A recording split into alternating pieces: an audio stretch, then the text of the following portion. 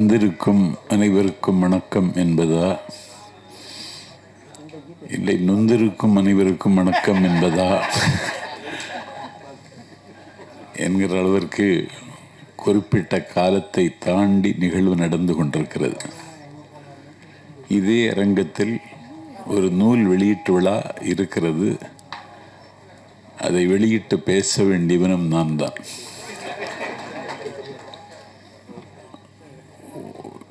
பேரரசு அவர்கள் நீங்கள் தொடர்ந்து நடிக்க வேண்டும் என்று என்னிடத்தில் கேட்டார்கள். பொதுவாக ஒரு 100% சுயமரியாதைக்காரன் நான்.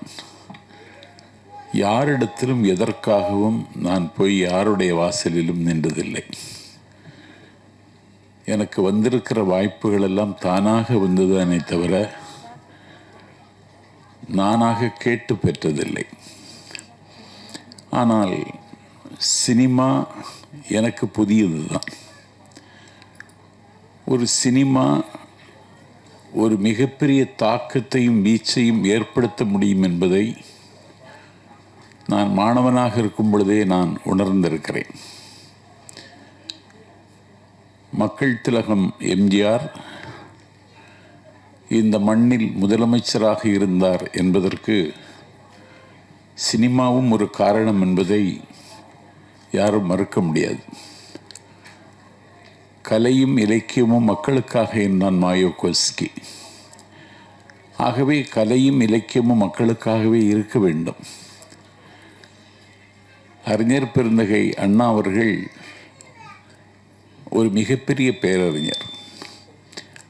உலக வரலாற்றில் அண்ணாவுக்கு நிகரான அறிவு படைத்த தலைவர்கள் அண்ணாவுக்கு முன்னும் இல்லை பின் சம்பத் இங்கே பதிவு செய்கிறேன்.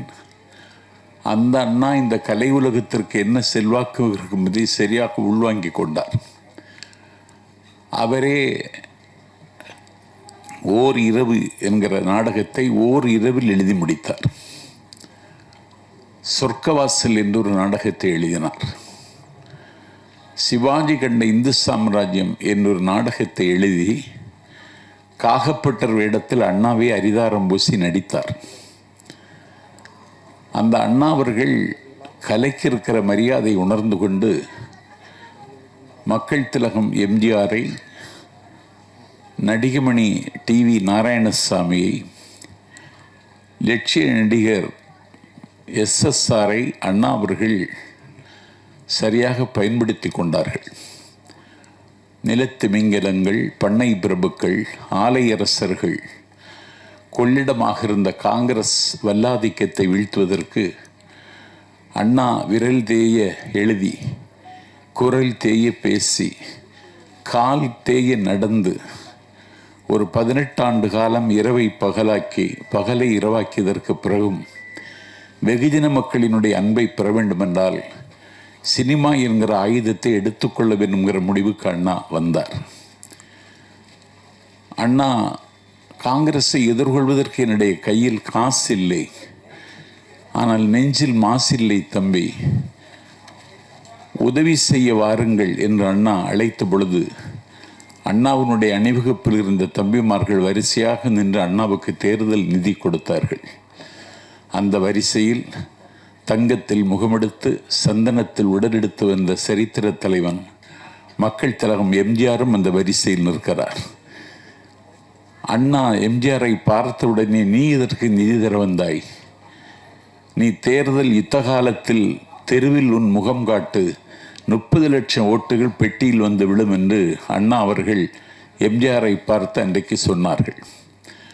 ஆகவே சினிமாவுக்கும் தமிழ்நாட்டுக்கும் இருக்கிற உறவு என்பது வானத்துக்கும் சிறகுக்குமான உறவு. அந்த உறவு காலந்தோறும் யாராவது ஒருவர் புதுப்பித்து கொண்டே வருகிறார். அந்த வகையில் அந்த இயக்கத்தில் ஒரு கேம்பெயின் செக்ரட்டரி என்கிற பொறுப்பை ஏற்றிருக்கிற நான் கொஞ்சம் பரபரப்பு, டைட் ஷெடியூல் என்பார்கள். ராம்தேவ் என்னை ஒரு சூரிய உதயத்தில் அழைத்தார். ஒரு சினிமாவில் நீங்கள் நடிக்க வேண்டும் என்று. என்ன கதை என்று கேட்டேன். கொஞ்சம் அரசியல் சார்ந்தது தான் என்றார். பார்த்தால் இதில் அரசியல் நெடி, அரசியல் நையாண்டி, அரசியல் காமெடி தொடர்ந்து இந்த படத்தில் அணிவகுத்து வருகிறது. அந்த படத்திலே நான் நடித்ததில் எனக்கு மிகுந்த மகிழ்ச்சி.